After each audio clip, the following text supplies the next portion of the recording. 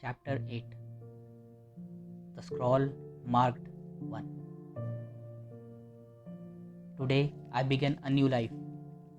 Today I shed my old skin, which hath too long suffered the bruises of failure and the wounds of mediocrity.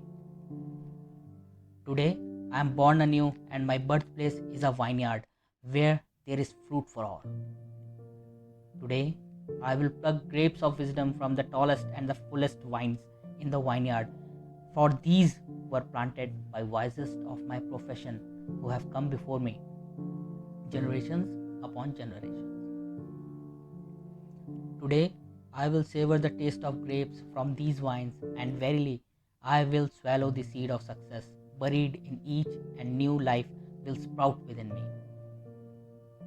The career I have chosen is laden with opportunity, yet it is fraught with heartbreak and despair, and the bodies of those who have failed, were they piled one atop another, would cast its shadow down upon all the pyramids of the earth.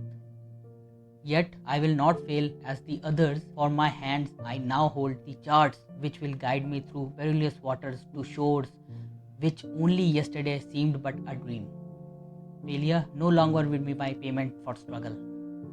Just as nature made no provision for my body to tolerate pain, neither has it made any provision for my life to suffer failure. Failure, like pain, is alien to my life. In the past, I accepted it as I accepted pain. Now, I reject it, and I am prepared for wisdom and principles which will guide me out of the shadows into the sunlight of wealth, positions, and happiness far beyond my most extravagant dreams, until even the golden apples in the garden of Hesperides will seem no more than my just reward. Time teaches all things to he who lives forever, but I have not the luxury of eternity. Yet, within my allotted time, I must practice the art of patience, for nature acts never in haste. To create the olive, king of all trees, 100 years is required. An onion plant is old in 9 weeks. I have lived as an onion plant. It has not pleased me. Now I would become the greatest of olive trees, and in truth, the greatest of salesmen.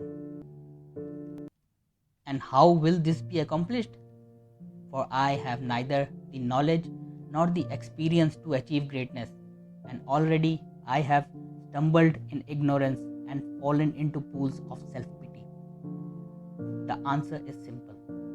I will commence my journey unencumbered with either the weight of unnecessary knowledge or the handicap of meaningless experience.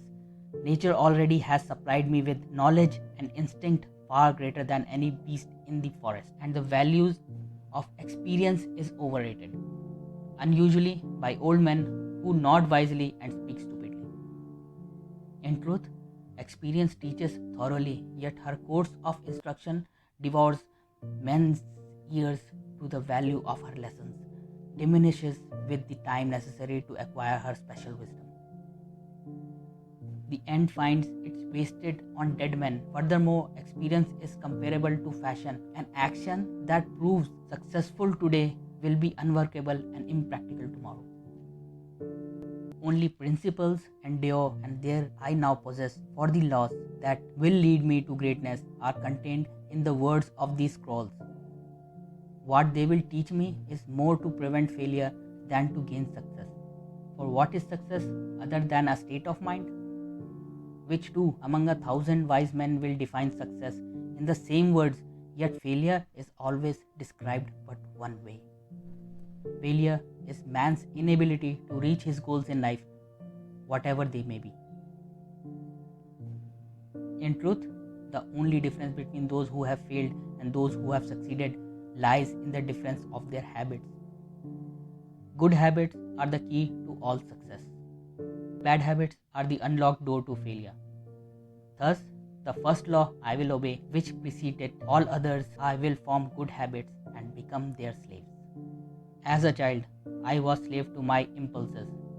Now, I am slave to my habits, as are all grown men. I have surrendered my free will to the years of accumulated habits, and the past deeds of my life have already marked out a path which threatens to imprison my future. My actions are ruled by appetite, passion, prejudice, greed, love, fear, environment, habit, and the worst of these tyrants is habit. Therefore, if I must be a slave to habit, let me be a slave to good habits.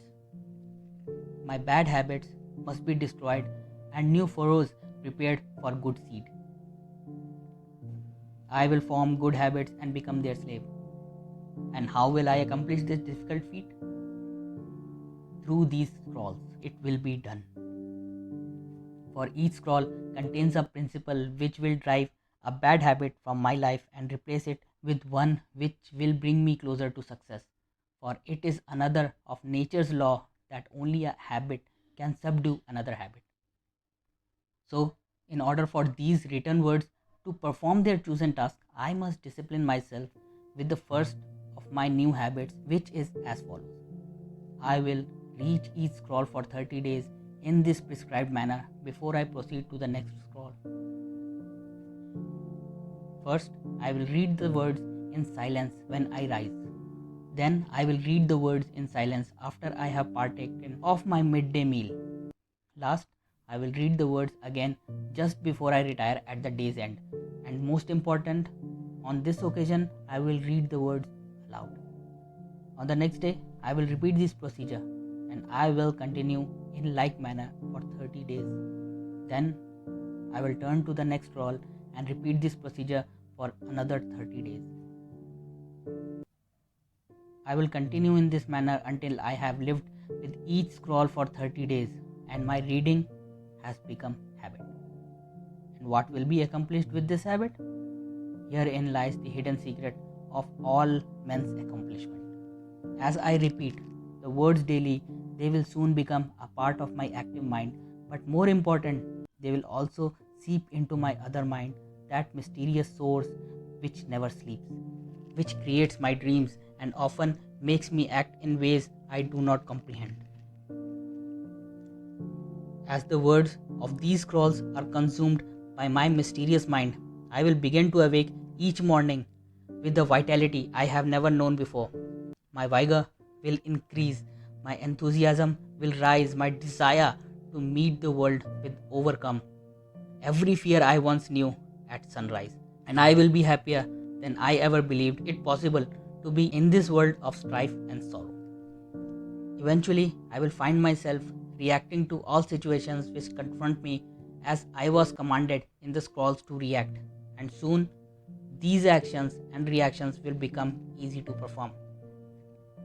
For any act with practice becomes easy. Thus, a new and good habit is born, for when an act becomes easy through constant repetition, it becomes a pleasure to perform. And if it is a pleasure to perform, it is man's nature to perform it often. When one performs it often, it becomes a habit and I become its slave. And since it is a good habit, this is my will. Today I begin a new life, and I make a solemn oath to myself that nothing will retard my new life's growth. I will lose not a day from these readings, for that day cannot be retrieved, nor can I substitute another for it.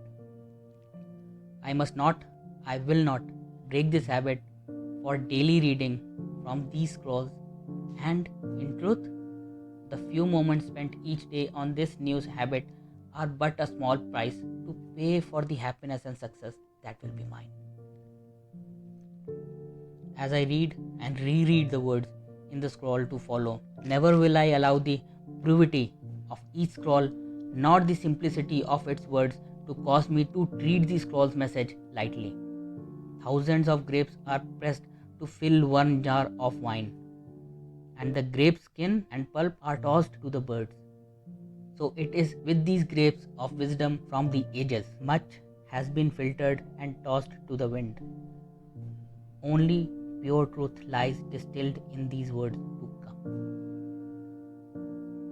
I will drink as instructed and spill not a drop, and the seed of success I will swallow.